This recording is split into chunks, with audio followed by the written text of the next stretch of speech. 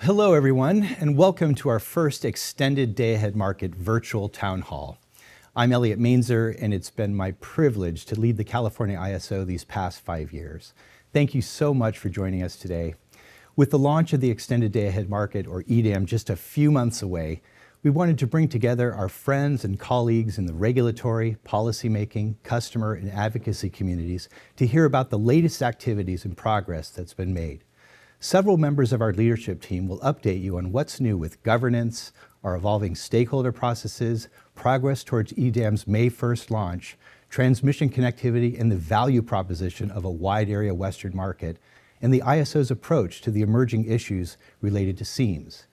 We look forward to responding to your questions at the conclusion of the presentations. If you have questions throughout the town hall, please share them in the chat feature. We'll collect the questions during the sessions and answer them after all the presentations are complete. To set the stage for today, I'd like to provide some brief information on the ISO and what we do. The California ISO is a 501c3 nonprofit public benefit corporation. We were first established as an independent system operator to manage the transmission network, operate the wholesale electricity market, and maintain reliability for the participating transmission owners while also maintaining reliability for the defined CAISO balancing authority area, which covers about 80% of California. The ISO does not own generation or transmission assets, but manages the network of assets owned by others. Over the last decade, we have partnered with stakeholders across the West to extend the real-time energy market that we operate beyond California to deliver benefits to consumers across the broader West. We launched the Western Energy Imbalance Market back in 2014 with PacifiCorp. We stand here today in the 12th year of WEIM operations with a market footprint that includes 22 balancing authorities in 11 Western states, representing utilities that serve 80% of the total electric demand in the West. And the market is still growing. We're excited to welcome 2 new participants to the WEIM later this year, Black Hills Energy and PowerWatch. In this era of increasing cost pressures, the WEIM has served as a valuable tool in helping utilities and regulators bend the cost curve, delivering over $8 billion in cumulative economic benefits to customers. As the number of market participants has increased, the physical transmission connectivity of the market footprint has also increased, providing customers with proven reliability and economic benefits from the broad load and resource diversity that exists across the West.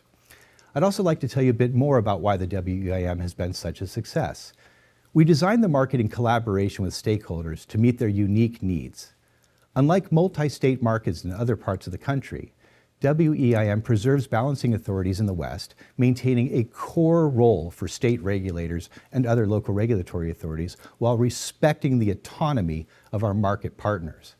Now, as we enter 2026, we are excited to work with our partners to build on the demonstrated success of the WEIM with the launch of EDAM. EDAM was developed over several years and dozens of workshops. This collaborative effort with Western stakeholders resulted in FERC approval of the first multi-state day-ahead market in the West back in 2023. Later in the presentation, you will hear more from our COO, Mark Rothleder, on the latest developments with EDAM.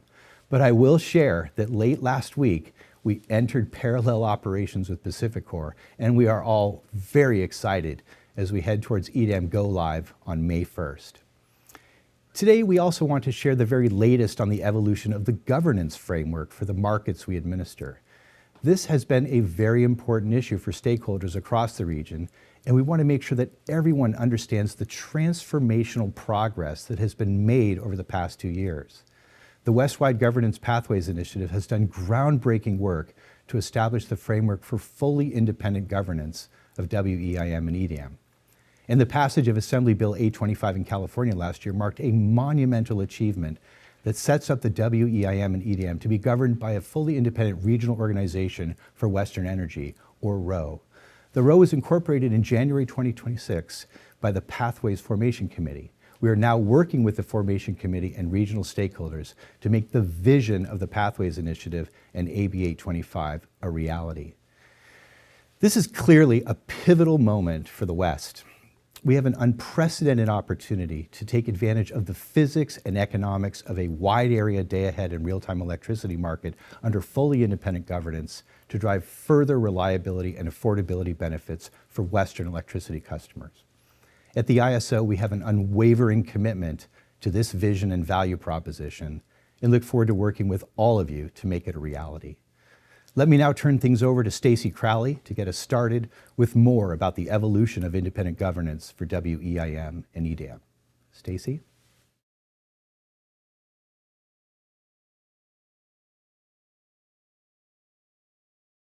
Thank you, Elliot. Good morning. My name is Stacey Crowley. I'm the Vice President of External Affairs at the California ISO. Elliot has set us up for the rest of the morning, highlighting important developments taking place across the West. Building on his comments, I want to spend a few moments sharing the story of the evolution of governance over markets operated by the ISO. I will lead with this. The governance model overseeing the Western energy imbalance market and the extended day-ahead market is the most independent in the West, with the governing body holding primary authority over these markets. And yet we are not standing still. Enabled by the passage of Assembly Bill 825 last year, we will be fully engaged in the coming years with our Western partners to further evolve market governance. It is also important to consider that the Federal Energy Regulatory Commission, or FERC, ultimately regulates the wholesale energy markets operated by the ISO, like it does for every other similar market. And the rules for these markets are contained within a tariff that is filed with and approved by FERC. Governance in this regard is really focused on who or what entity has the authority to submit changes to the market rules at FERC. As our markets expanded over the last decade, how they are governed has also evolved. To tell this story, it's important to begin with the origin of the California ISO. It was founded in the late 1990s as a nonprofit organization with the primary mission of providing open, non-discriminatory access to the unified transmission networks of our participating transmission owners, including utilities such as Pacific Gas and Electric, Southern California Edison, and San Diego Gas and Electric. Our balancing authority footprint covers about 80% of the state of California. Along with that responsibility, the ISO is charged with maintaining the reliability of the transmission network. And as with other ISOs and RTOs, we established markets to optimize that system. As an independent system operator, then and still today, we do not own generation or transmission assets. We run the markets that optimize how those assets are used, and the ISO has no financial interest in how the markets are designed or how they settle. While the geographic footprint of the ISO Balancing Authority area includes a small part of Nevada, our primary area of responsibility has always been over the high voltage power system within the boundaries of the state of California. As a result, the ISO Board of Governors, appointed by the Governor of California and confirmed by the State Senate, served as the decision-making body over transmission planning and generator interconnection within the ISO footprint, as well as the operation of the energy markets. The launch of the Western Energy Imbalance Market, or WEIM, in 2014 changed governance significantly. For the first time since the ISO's creation, the markets expanded far beyond the borders of California, stretching to more than a half a dozen states within the first year of WEIM operation alone. This expansion led to the creation of a new governance entity to oversee the WEIM, recognizing that governance should reflect the regional nature of the expanding real-time market. The 5-member independent body, then called the EIM governing body, was created in 2014. The entire membership of the governing body is selected by a nominating committee made up of stakeholders from across the industry and the West, and is appointed by the governing body itself. Given the ISO's origin story, however, this governing body is empowered to govern the markets only with authority delegated to it by the ISO Board of Governors. For the last several years, the governing body operated under joint authority with the Board of Governors, with both bodies sharing the responsibility to review and approve changes to the market rules for WEIM and now the soon-to-be launched extended day-ahead market.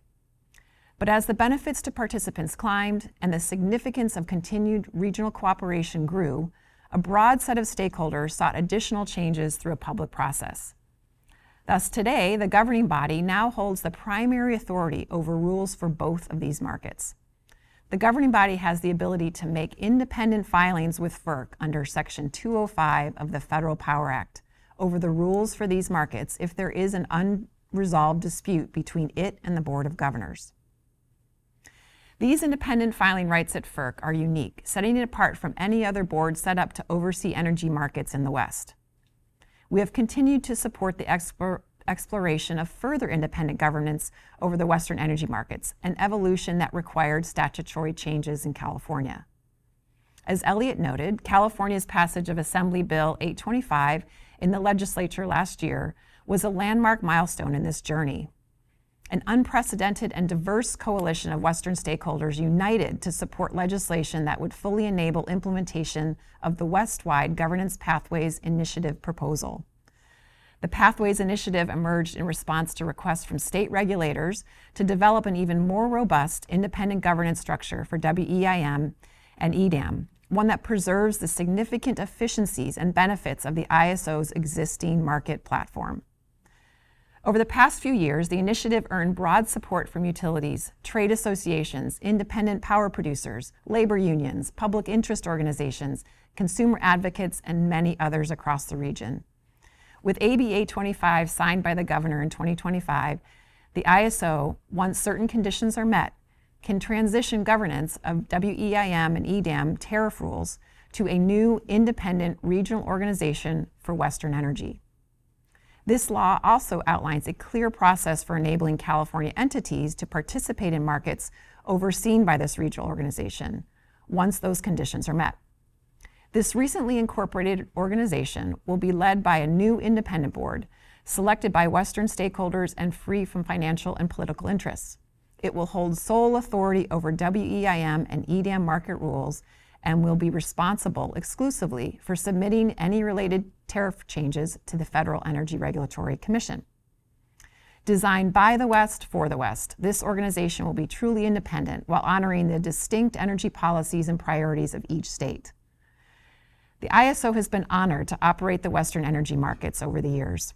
Throughout this transition, the ISO will continue its essential responsibility as the independent market operator and as California's largest balancing authority, which includes operating the grid, conducting transmission planning, and managing interconnections. We look forward to partnering with the new regional organization and stakeholders across the West to implement AB 825 and bring the Pathways vision to life, unlocking the full benefits of a coordinated Western market. And now it is my pleasure to turn it over to Joanne Serina, who will share how we are continuing to evolve the stakeholder engagement.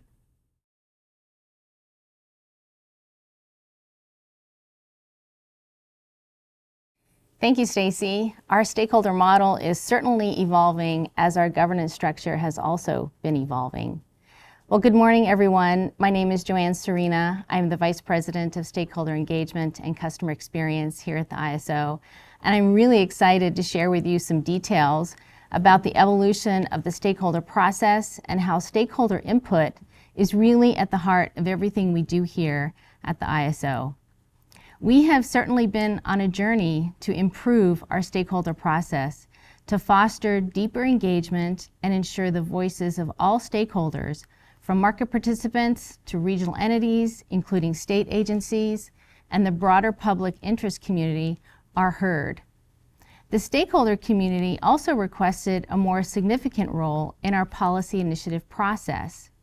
So in response, we've been working on an approach that leverages the world-class policy and market design expertise of our staff while creating a stronger, more meaningful role for stakeholders to initiate, inform, and help drive policy initiatives.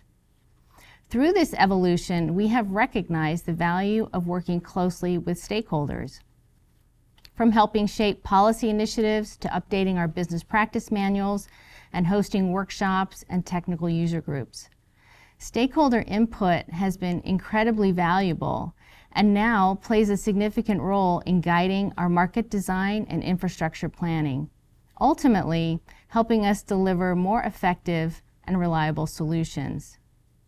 Our stakeholder process today reflects that deeper stakeholder engagement. Beginning with the initiation of our policy catalog and roadmap process, stakeholders can propose new market design initiatives and also vote on the priority. In the scoping and development phases, we introduce working groups into the process, where stakeholders and ISO staff collaborate to establish a shared understanding of problem statements and jointly develop solutions that shape the design of each initiative.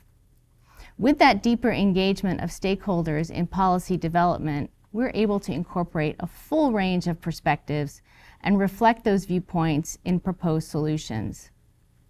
We have further strengthened the stakeholder voice in our decision-making process as well, by recently inviting stakeholders to present recommendations directly to the ISO Board of Governors and the Western Energy Market Governing Body alongside ISO staff. As the process has evolved, we were very cautious about not losing our ability to remain nimble and responsive to the needs of stakeholders, as demonstrated during the development of the EDAM design, when it became clear that there were nuances in the allocation of congestion revenue that needed further refinement. As a result, we conducted an expedited stakeholder process last year to understand, discuss, and address stakeholder concerns. And ultimately, we changed the congestion revenue allocation design, all while keeping the EDAM implementation on track. Additionally, stakeholders recommended that further development was needed for a more durable, long-term congestion revenue allocation solution, which we have built into our 2026 through 2028 roadmap. And we will continue to remain flexible and responsive as we learn more through the EDAM implementation, and we are committed to working with stakeholders to further refine the features and functionality of the new market, as we have done with the Western Energy Imbalance Market. To further improve our stakeholder process, we conducted a stakeholder survey in partnership with the Regional Issues Forum late last year. The results highlighted several opportunities to further refine our processes, including leveraging working group discussions for formal policy development and incorporating technology and implementation considerations earlier in the process. This year, we will continue advancing our stakeholder process based directly on this feedback.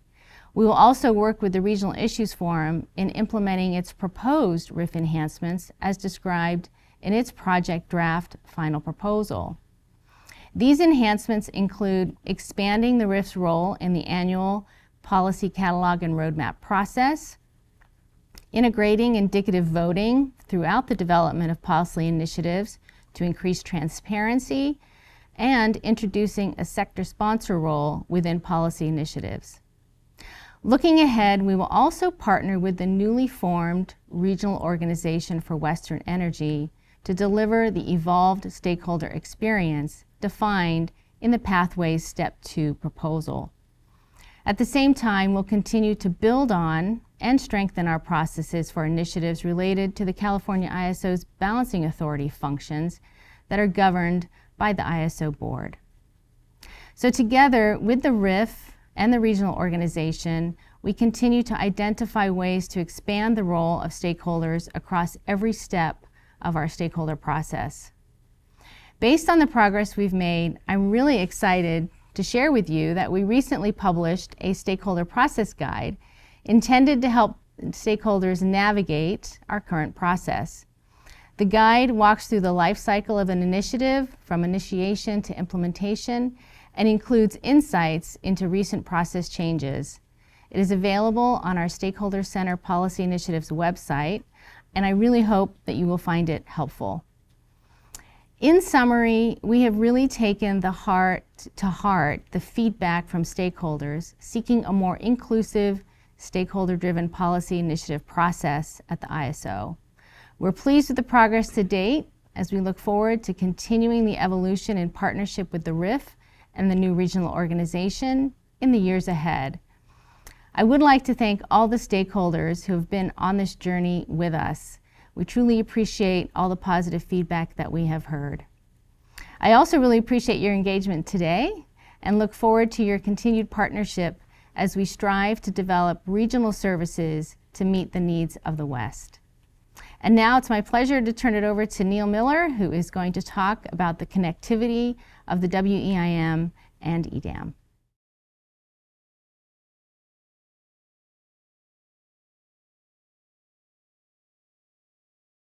Thank you, Joanne. My name is Neil Millar, and I am the Vice President of Transmission Planning and Infrastructure Development. Transmission connectivity is essential for taking advantage of wide area load and resource diversity, and for delivering on the promise of meaningful economic and reliability benefits from the organized markets. Each year, we at the ISO develop a transmission plan as part of our core responsibility to comprehensively plan and meet the future needs of the ISO-controlled grid. The forecast demand for electricity in the ISO's balancing authority area, similar to the rest of the West, is expected to grow rapidly over the next 10 years. This has in turn dramatically accelerated the need for new and timely transmission development. Our annual plan is developed in close coordination with the California Energy Commission and the California Public Utilities Commission, and our process has resulted in the addition and interconnection of nearly 31 gigawatts of new capacity since 2020, and has also triggered over $25 billion in needed transmission development over the last 5 years. The ISO has consistently enhanced its transmission planning process to meet emerging needs. The planning process the ISO developed in 2010 introduced the concept of policy-driven transmission to proactively access resource basins. This became an aspect of FERC Order 1000 a year later, which was designed to reform electric transmission planning by removing barriers to the development of transmission. The ISO also undertook a 20-year outlook beginning in 2022 to introduce longer-term vision into shorter-term transmission plan approvals, and the more recent FERC Order 1920 in many ways formalized and prescribed several of the ISO's long-established planning practices. Built on these solid processes, the ISO has charted a course for proactive transmission planning with our neighbors as well, that is highly integrated with demand forecasting and integrated resource planning. For interregional and multi-state transmission projects, we have relied on bilateral discussions and negotiated settlements with other Western entities to develop and negotiate cost allocation arrangements for new transmission lines, especially when more formal tariff-based processes were struggling. One example is the Southwest Intertie Project North Transmission Line, or SWIP North. This nearly 300-mile, 500 kV line will run from eastern Nevada to Twin Falls, Idaho. The project is on track for a 2028 operation date after recent Idaho Public Utilities Commission and FERC approvals. Additionally, the Public Utilities Commission of Nevada approved a construction permit for the SWIP North project, and we are aware that construction will begin this year. This is great for the region due to the project's connectivity to other lines, which will increase participation in the WEIM, such as allowing electricity to be imported from the desert Southwest. Other examples on our visual include the 500 kV 10 West link connecting to Nevada and the 500 kV Desert Link connecting to Arizona, both of which are in service. The ISO has also taken innovative steps to support merchant transmission across the West seeking to access the market. The ISO developed the Subscriber Participating Transmission Owner Model, or SPTO, to enable merchant development of generation and transmission resources outside of California to participate inside the ISO balancing authority area itself. These resources are essentially funded by subscribers seeking to access California as part of the purchase price for generation, rather than through the ISO's transmission access charge. This model will be used for both SunZia and the Transwest Express transmission project. The first subscriber PTO project to come online, targeting this spring, will be that SunZia 550-mile transmission line carrying roughly 3,500 megawatts of New Mexico wind throughout the Southwest and parts of California, which you saw in the visual earlier. Transwest Express is a 232-mile interregional transmission system with high voltage DC and high voltage AC segments that will connect to the existing grid in Wyoming, Utah, and southern Nevada. This project will deliver wind energy from Wyoming, home to some of the best wind resources in the United States, to Western renewable energy markets. Trans-West Express is expected to be operational by 2030. Additionally, a 2025 decision from the California Public Utilities Commission requested the ISO study the integration of an additional 1,500 megawatts of Wyoming wind by 2035 and 1,750 megawatts of New Mexico wind, beyond those projects that were already anticipated, such as SunZia, SWIP North, and Trans-West Express that I just spoke about. More recently, and moving forward, FERC Order 1920 will enhance our long-term regional transmission planning efforts by formalizing the 20-year planning that we began in 2022. The ISO was also the first transmission provider to file Order 1920 compliance, and we will be working through the implementation details with tribes, government agencies, and stakeholders this year to kick off the longer-term regional transmission planning process in 2027. We are also supporting the Western Transmission Expansion Coalition effort, or WESTEC, which is developing an actionable West-wide transmission plan for the next 10 to 20 years. WESTEC will release its 10-year transmission plan later today. Their effort models the entire West, agnostic to the day-ahead market footprint selections, to identify the most critically needed transmission infrastructure. The ISO supported WESTEC with data, funding, and collaboration, and looks forward to future West-wide analysis and planning, including the 20-year West-wide transmission plan. The transmission system we have today and the system we are planning for the future provides the connectivity needed to capture reliability and economic benefits through organized markets. Mark will now speak about the momentum of markets, highlighting the launch of EDAM and also why the connectivity that I spoke about matters for the markets.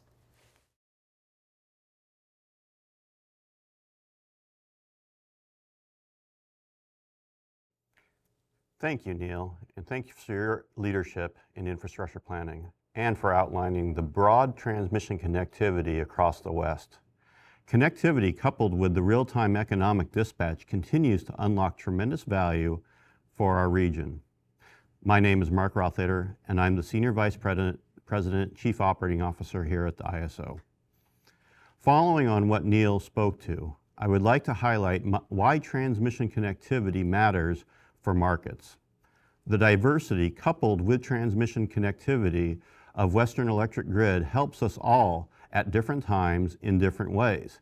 The optimization of this diversity is enabled by the robust and significant transmission connectivity across the WEIM, which benefits all customers. The seamless transactions have also been tremendously successful in supporting grid reliability.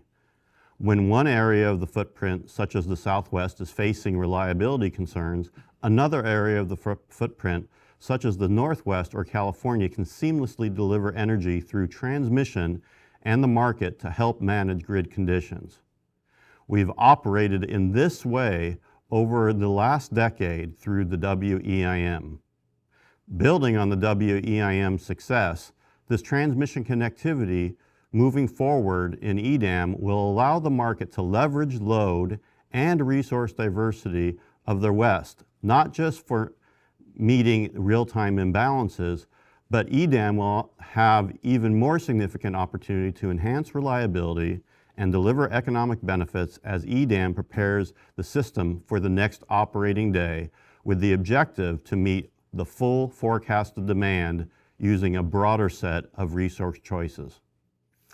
Transmission connectivity and situational awareness is critical for enabling the expected economic and reliability benefits of the day-ahead market, as has been done with the Western Energy Imbalance Market.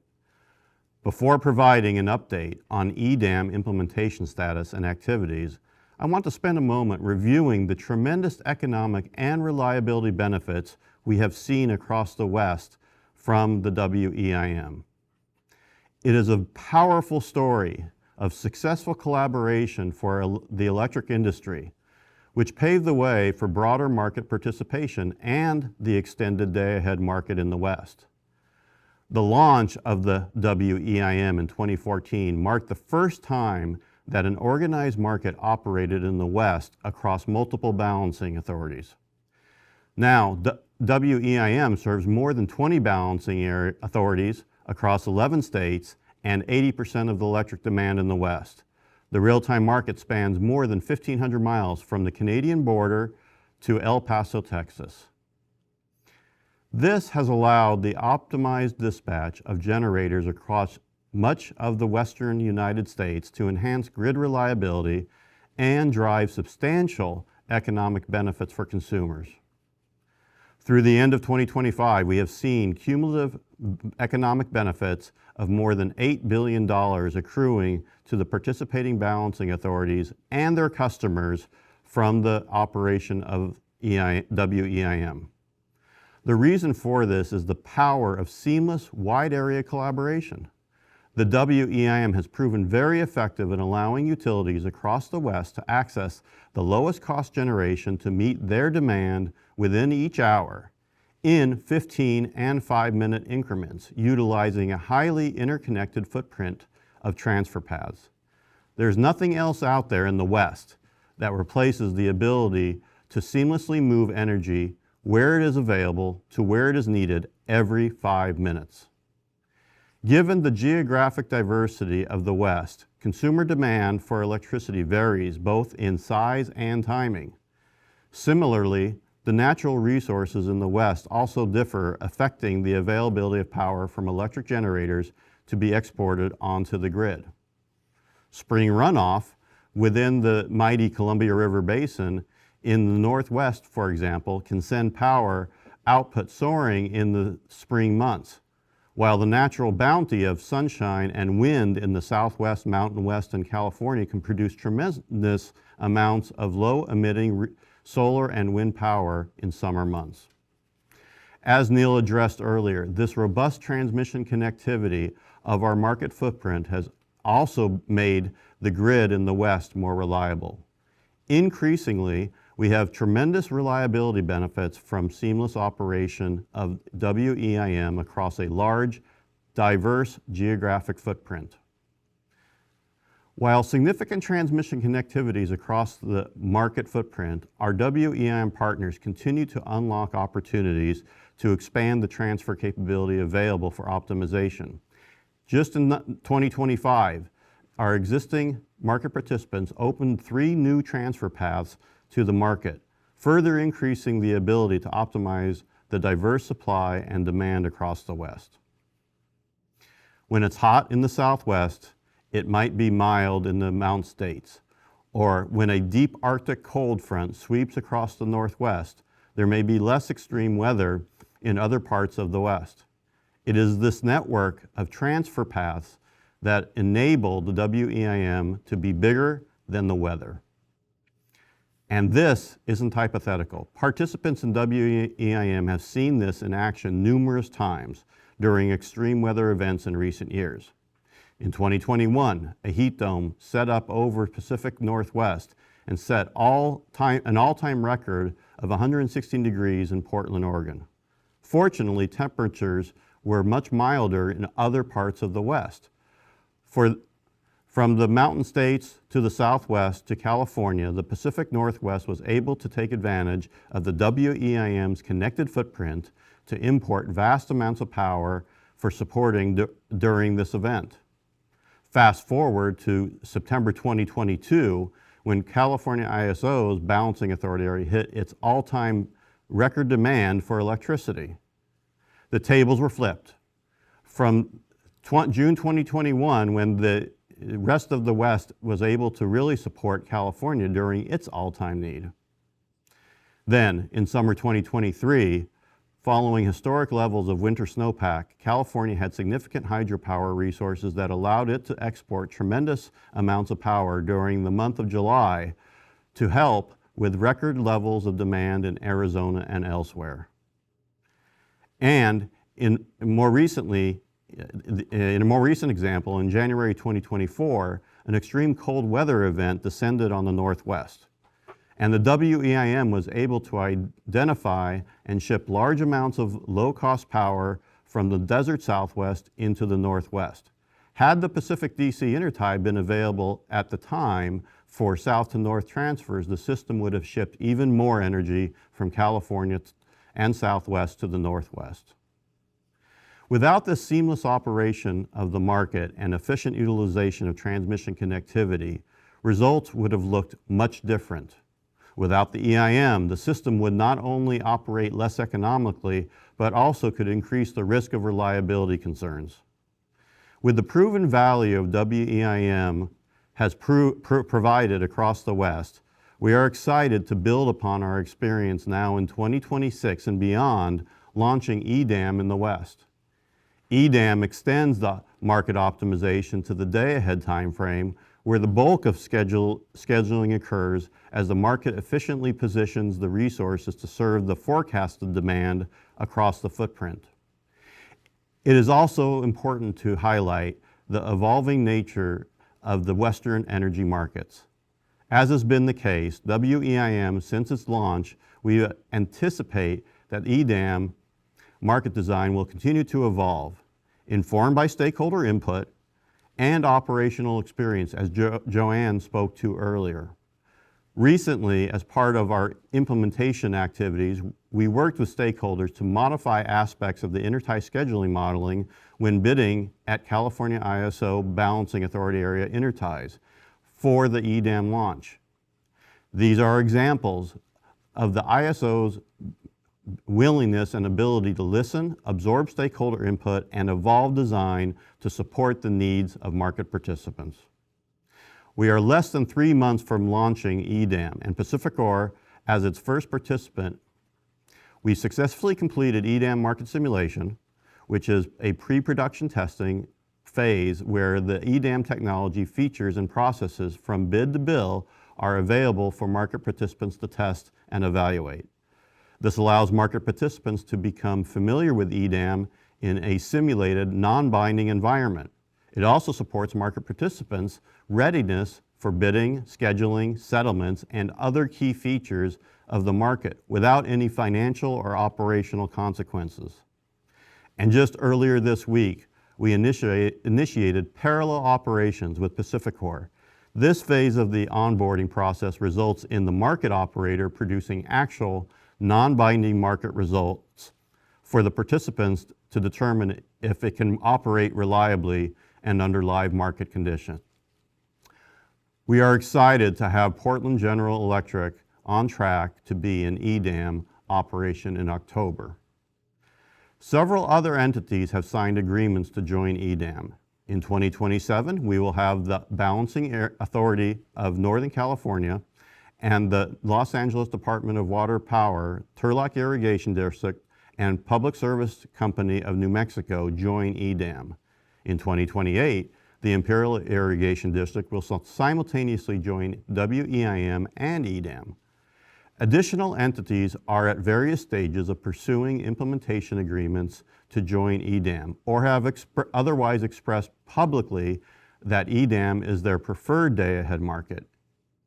In total, as we show here, the entities committed to leaning towards EDAM now represent about 50% of the load in the West. And importantly, these commitments represent largely contiguous footprint through the heart of the region with robust transmission connectivity. We are proud of the value of both the reliability and affordability for consumers provided by the Western Energy Imbalance Market. Moving the entire WEIM footprint into the EDAM would drive maximum economic and reliability benefits for Western consumers. What I have described about markets operated by the ISO is a great segue to our next topic, coordination across market seams.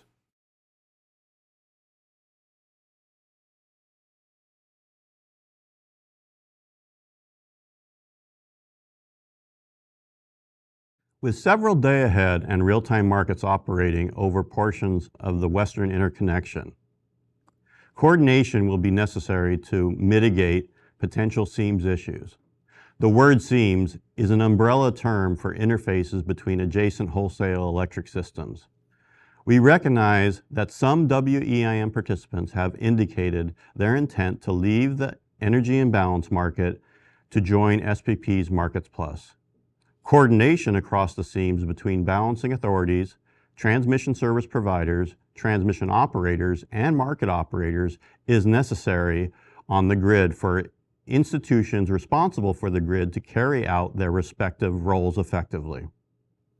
Changes to the market boundaries will require updates to the nature and the coordination needed. Anna McKenna, Dede Subakti, and I are going to share the ISO's perspective on Western market seams. I will start by sharing the principles we have developed with our partners for how we approach market seams discussions, and will provide an update on our engagement with the Southwest Power Pool. Anna will share her insights on lessons learned from Eastern market seams arrangements, and Dede will close out by sharing our perspective on the work we do operationally to manage seams on the transmission system today. Over the past 12 years, we have collaborated across the West to onboard new participants to the WEIM, and we have actively coordinated with our regional partners and neighbors through operating agreements. Along the way, we built relationships on a strong foundation of shared interest in reliability and affordability that will continue to foster as we address any changes in market participation. Toward that end, the CAISO, along with our EDAM partners, develop principles for seams discussions in the West so we can come together to address the emerging issues.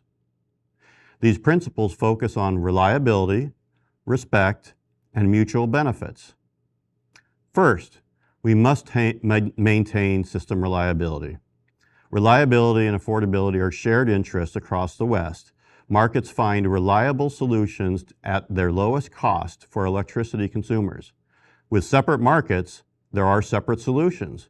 Those separate solutions can be in conflict because they have limited and partial information about each other's use of the system.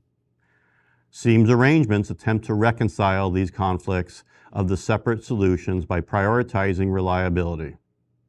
In the West, seams arrangements should build upon the foundation of existing operating agreements and standards and procedures used to maintain reliability for the region. We must ensure that the strong relationships that have built in the West are preserved in seams arrangements. Specifically, any new agreements must preserve system reliability, account for emergency conditions, and are compatible with NERC WEC requirements. Second, participants on both sides of the market to market seam must be treated in a just and reasonable manner. And seams discussions need to respect jurisdictional independence and approved market designs. Market evolution in the West has been incremental and voluntary. Seams arrangements and negotiations must recognize retained jurisdiction and ownership interests. That includes respecting authority of the transmission service providers over processes, procedures, and business practices within their jurisdiction. And it includes respecting the authority of the balancing areas over operating agreements, protocols, and practices for maintaining reliability within their jurisdiction. Third, there should be a mutual benefit for both markets by improving market-based transactions and operations across the seams.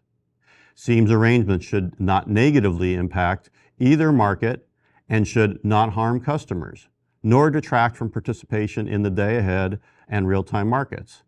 We must also avoid impediments to efficient trading and minimize the risk of gaming or manipulation.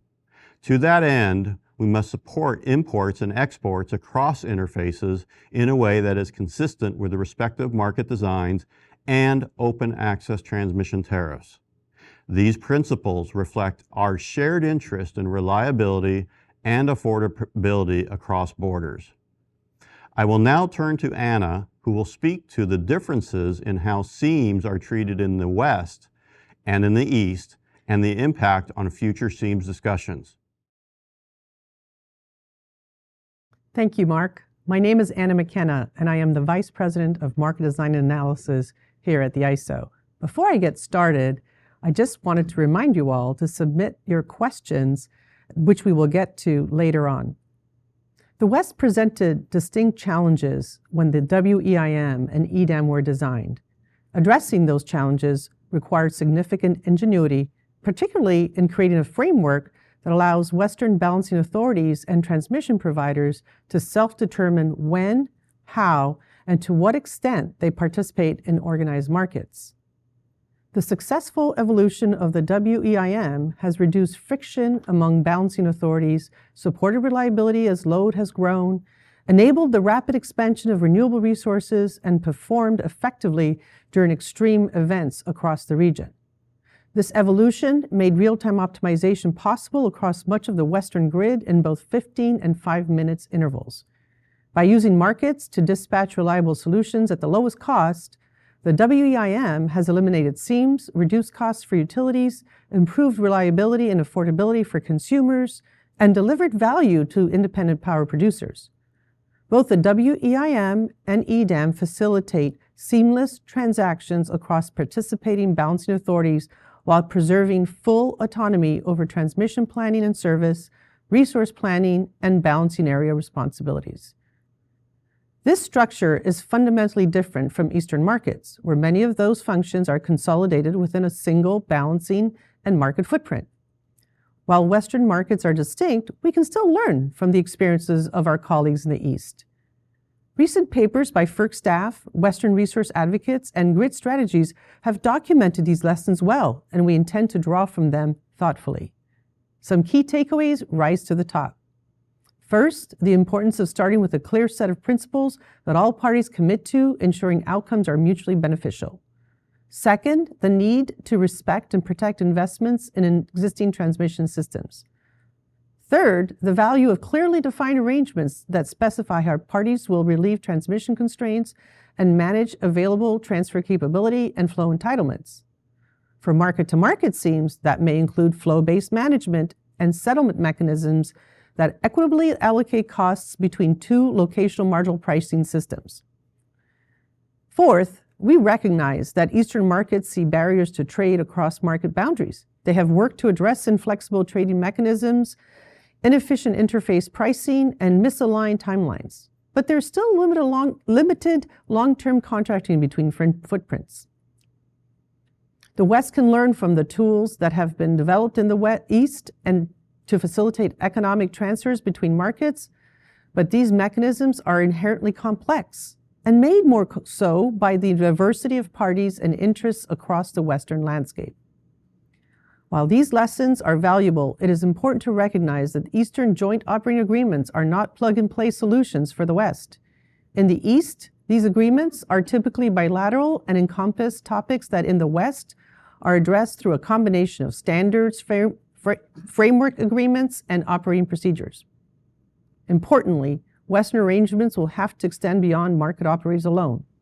They will involve multiple agreements among transmission service providers, balancing authorities, and transmission owners, reflecting the region's emphasis on local control and autonomy. Here at the California ISO, we look forward to working in close partnership with those operating and participating in regional markets to navigate those relationships with our neighbors.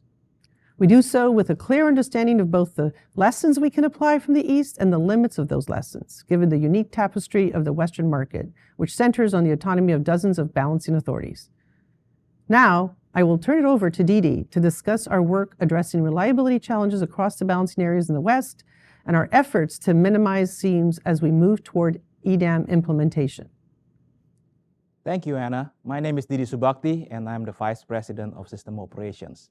Now, in a day-to-day operation, the ISO has roles and responsibility as a BA, balancing authority, as a market operator, and as a reliability coordinator. Each of these roles has a unique place in ensuring reliable operations of the Western interconnections. For SIM discussions in the West, functional discipline is required. We have to appropriately scope the discussion based on agreement, based on the specific issue. This is critical given the many different entities, different business model, and different jurisdictions that we have in the Western interconnections. Most of the near-term work on SIMs will be between balancing authority, between transmission providers, and between reliability coordinators. This is because the changes on the market boundary may require adjustment to the way neighbors in different markets interact with each other. Now, in our role as reliability coordinators and the market operators, the ISO has already begun work to minimize reliability challenges and market seams as some WEIM participants transition to EDAM. Onboarding EDAM entities require coordination with the adjoining participants and non-participants to address changes in the operations and planning that comes with markets. This is actually very similar to the work we have been doing for over a decade onboarding WEIM entities. We have developed processes that have improved over time as we learn lessons and collaborated on solutions across real-time boundary. The ISO's work onboarding Pacific Court during EDAM implementation built on the lessons that we learned from WEIM. A day-ahead market seams between EDAM and SPP RTO expansion in the western part of the interconnection will actually begin when EDAM goes live. As a part of that change, SPP will become a new balancing authority in the western interconnection. This new balancing authority, or BA, is going to be adjacent to Pacific Core. The change in both BA boundary and market boundary is an example of the complexity of western seams and the importance of functional discipline in the West. The ISO's roles in discussions between Pacific Core and SPP to develop a new BA to BA coordination agreement is really an advisor to Pacific Core, not as a counterparty to SPP. We're learning lessons while onboarding Pacific Core to EDAM, just as we did with our first onboarding to WEIM, and these lessons will pay dividends to market participants and electricity consumers at each subsequent steps of market expansions. I also want to take a moment to discuss SIMs from our perspectives as a reliability coordinator in the West. We have a strong working relationship with SPP in our respective roles as reliability coordinators, which will be valuable as we navigate SIMs.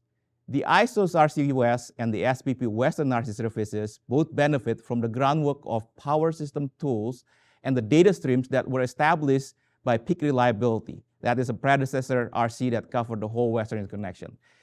We have built on that foundation, and as a result, the RCs now share models to ensure that we have a common view of the grid, and ultimately, the same situational awareness to ensure grid reliability across the entire interconnection. That shared toolset supports constraint management and ensure real-time visibility across real-time market seams between the WEIM and the WEIS today. CAISO and SPP are also working together as reliability coordinators to expand flow-based instead of contract-based constraint management across the West. So the RCs developed a new standard that was approved last year by the North American Energy Standards Board. We are now partnering on the implementations. The ISO's work as a reliability coordinator is one of many roles it has in the day-to-day operations of the grid. Whether we are acting in the role as an advisor to EDAM entities as they are on board, or as a party to agreement as a market operators, we will be focused on those three items: reliability, respect, and mutual benefit. I will now turn it back to you, Mark, to conclude the segment on SIMs. Thank you, Dede, and thank you, Anna, for sharing your expertise. I'm reminded that our work does not happen in isolation. It happens across teams, across disciplines, and across perspectives. And whenever operating practices differ across boundaries, seams naturally appear. A seam isn't inherently a problem, it's simply a place where two systems meet. But how we handle those seams and how we deal with them and coordinate across them determines whether things start to fray. Our shared goal is straightforward. If a seam doesn't need to exist, let's avoid creating one. Complexity for its own sake is in no one's interest. And when a seam is unavoidable, and sometimes it is, let's focus on minimizing the impact of the seam. That means clarity in roles and responsibilities, transparency in expectations, and empathy in how we collaborate. Today's town hall showcases the progress the ISO has made to deliver reliability and economic benefits by coordinating and optimizing across the Western energy footprint. If we keep approaching our work with the same level of honesty, shared purpose, and adaptability, we will continue to operate as a community. Thank you again for showing up and leaning into this work with intention. I'm looking forward to what we build next together. I will now hand it back to Elliot for final remarks before we respond to questions.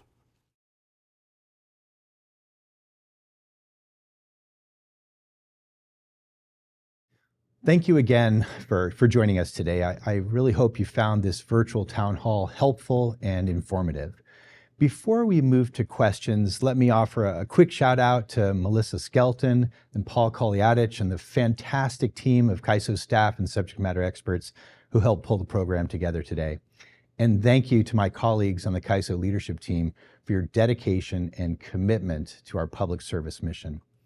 The recording of this town hall will be available within a few days to a week on the town hall meeting page on CAISO's website and also under the EDAM drop-down menu on westernenergymarkets.com. Let's spend some time now addressing some of the questions that have come in, and we're going to answer as many as we can here today. For those questions that we can't get to, one of our subject matter experts will review your question and connect with you. So we're going to bring the first question up, and the first question is from Stephanie Johnson from Seattle City Light. You talked about current WEIM connectivity and investments CAISO BA is making in transmission. Do you have a sense of other transmission investments in the West that will add value to the WEIM and EDAM? Great question. So we already alluded to three major interregional segments. The Sunzia line, which is in the process of testing energization, will go live later this year. The Trans-West Express line out to Wyoming, and of course the SWIP North line, which I think is just going to be a critical piece of interregional transmission connectivity. In addition to those segments, there are active development by some of our regional load serving entities, the Gateway projects from the Pacific Core entities, Green Link in Nevada. The Boardman to Hemingway segment of transmission, I think, is eventually going to be a key piece of interconnectivity that will allow for more transmission capacity. And of course, all of us are looking forward to seeing the results of the WestTech study, which is based off the premise of one regional, interregional, west-wide transmission planning. And we're hopeful that there will be some additional insights from that study that can add even greater connectivity and promote even additional reliability and economic value for the markets that we administer. So great question, and thanks for that.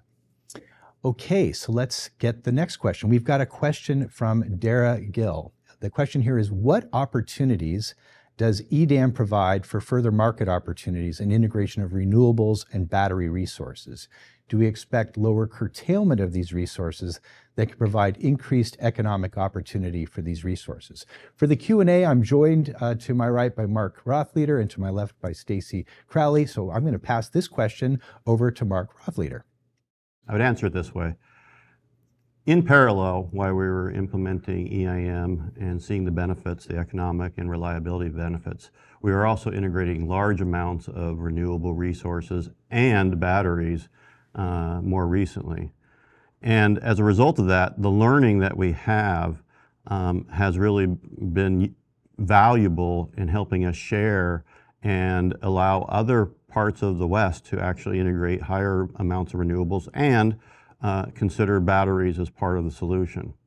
In terms of the EIM, and we expect EDAM itself, we do expect that the optimized use of the transmission system will allow us to mitigate, not eliminate, but mitigate potential curtailment of renewable resources. And we will do that through the economic dispatch processes of the EIM and the EDAM. Furthermore, I think the EIM and EDAM will continue to make solid use and demonstrate how we can utilize batteries across the West and probably expand that to other sources, including distributed energy resources across the West, to really help optimize and reliably operate the grid across the broader West using a new set of resources, including renewables, batteries, and others. Thank you. I think the fact that the CAISO system now has over 15,000 megawatts of batteries on the system has given us just a great level of working experience to understand how those resources are optimized, how they perform under different conditions, and how they can really support reliability. And we look forward to continuing exchanging experience with those that are participating in our markets. Okay, I think we've got another question here. This question is from Abram of Appian Way. Has CAISO begun discussions with non-EDAM BAAs such as Markets Plus on market-to-market coordination agreements? Can you comment on the prioritization of this effort? Will this effort attempt to define the rights of the BAA entities to flow on each other's system? I'm going to also turn this question over to Mark, who has been leading our SEAMS team here at the CAISO. So Mark, maybe a few observations on that question. Yeah. So I'll refer back to what Dede Subakti had mentioned earlier. So we've had discussions through the Pacific Core interface with the SPP's RTO West. That's one part. The second part is we have had discussions, collaboration discussions in terms of developing those the new NESB processes and rules for managing curtailment and tags. I think the question's more relevant to have we started our market-to-market discussions as it relates to Markets Plus and EDAM. And I think we're in the very early stages of that. We've had some executive level discussions, which I think have been valuable in framing up the topic. We intend to participate in the SPP's Markets Plus SEAMS Symposium, mainly through under our role as the reliability coordinator. And we look forward to continuing these discussions. In terms of how those discussions progress, I think I'll refer back to my earlier statements about the objectives and the principles in terms of what we would like to get out of that. But ultimately, we'd like to have a reliable, fair, just and reasonable, and efficient marketplace across the seam. Okay, let's see if we got another question coming forward. This question is from Lorenzo Christoph, former CAISO employee. In response to Dede's presentation, is SPP becoming a single BA for its market participants, or will the SPP market maintain separate BAs for its participating entities? I'd be happy to venture on that, but Mark, I know you're closer to it, and we're going to let you handle the most specific technical questions.